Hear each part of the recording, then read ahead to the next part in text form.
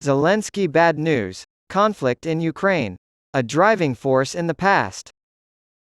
Russia's invasion of Ukraine in 2022 reshaped alliances and formed new ones that may prove to be long-lasting, much like the ripples caused by a rock thrown into a still body of water. Marx believed revolutions drove historical change. The same could be said of this war, and right now, every country is figuring out how to live in this brave new world. The Great Game and the British Empire's policy to contain Russian interests in Central Asia primarily to defend the land routes to its crown jewel, India, are just two examples of how pre-existing geopolitical rivalries have been exacerbated. Following World War II and the erection of the Iron Curtain, the Western world set its sights on reclaiming the nations of Eastern Europe that had been under Soviet control through the promotion of free market capitalism and the establishment of the North Atlantic Treaty Organization. Perhaps Ukraine was too far to travel. Worse disasters are likely to befall the citizens of Ukraine as the second winter approaches, given the current state of the war, which includes a stalling counteroffensive and the escalation of attacks by both sides on civilian infrastructure. Given the precarious state of many European economies and their politics, including the strengthening of right-wing populism, it is unclear how long NATO and Western countries will be able and willing to fund what is essentially a proxy war. The 2024 U.S. election is becoming increasingly relevant. Russia and China have become closer as a result of the conflict. During his March visit to Moscow, President Xi met with Putin, whom he once called "my best and bosom friend," for the 40th time. Since the war began, Xi and Putin have become more convinced that Washington is trying to undermine their regimes, and as a result, their diplomatic coordination has increased, as noted by Foreign Policy magazine.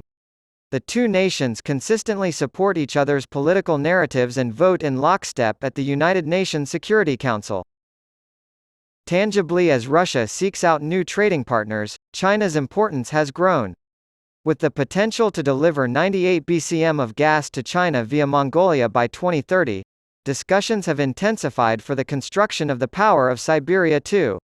Despite the headlines about sanctions, many European countries are still importing gas from Russia, albeit at lower volumes. The war has also changed the conversation about global warming. Everything up until this point had centered on an energy shift and the need to use fewer fossil fuels. The focus has shifted to each country ensuring its own energy independence. This helps the oil-producing countries in the Middle East, which have recently seen huge profits. They use their unfathomable wealth to buy political influence and consumer goods around the globe. As an example, Qatar has been accused of paying off European lawmakers in order to prevent them from speaking out against the country's human rights record in the run-up to the World Cup. The resurgence of BRICS, the emerging alliance of Brazil, Russia, India, China, and South Africa, is arguably the war's most significant outcome. Over 20 countries have expressed interest in joining BRICS to protect themselves from what they perceive to be U.S. and Western weaponization of trade. There has even been discussion of a BRICS currency, suggesting that the group may pose a serious threat to the current U.S.-dominated international order. The outcomes of the 15th BRICS summit, scheduled to take place in Johannesburg from August 22 to 24, will be worth keeping an eye on. President Xi, who is very selective about his international travel, will be in attendance. The ongoing war in Niger and the recent coup that toppled the French-backed president, Mohamed Bazoum, are the most pressing issues at the moment. Because of recent coups in neighboring Burkina Faso and Mali, the coup leaders likely judged the time to be right. Russian involvement is suspected, and U.S. Secretary of State Antony Blinken has voiced concern that Russian-backed mercenaries from the Wagner Group could take advantage of the instability in Niger to strengthen their presence in the Sahel. BBC. Given the importance of the Niger 201 airbase to the United States drone program and the war on terror, his worries are understandable. The Economic Community of West African States, ECOWAS, has threatened military action over the coup, so the worst-case scenario is a war breaking out between these three countries and the members of ECOWAS. A cruel offshoot of the one in Ukraine is possible at that point. The French have long had an impact in Niger as part of their Francafrique policy of claiming ownership over their former colonies and their mineral and other resource wealth. The importance of Niger's uranium reserves to French nuclear power plants has been emphasized, but this dependence may be exaggerated. Some have even speculated that President Macron is relieved to no longer have to worry about keeping the Sahel safe from Islamic insurgents and the associated costs. Unless the descendants of the colonies are rioting in French streets, most French people have long since forgotten about their country's former colonies.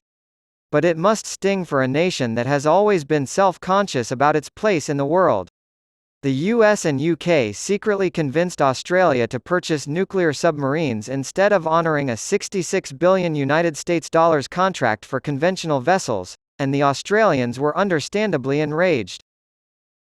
France may be using its current interest and champagne-fueled charm offensive in Guyana as part of its own pivot to secure its petite department on the South American continent and increase its regional sway.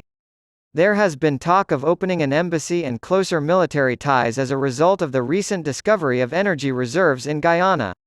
Despite not-so-ideal fiscal terms and a weak coalition government in Paramaribo, the French major TotalEnergies has 3 stakes in offshore deep-water blocks here, and a recent meeting between Suriname President Santokhi and Mr. Macron on the sidelines of the Paris EU-CELAC summit may nudge TotalEnergies to finally pull the trigger on Suriname's Block 58.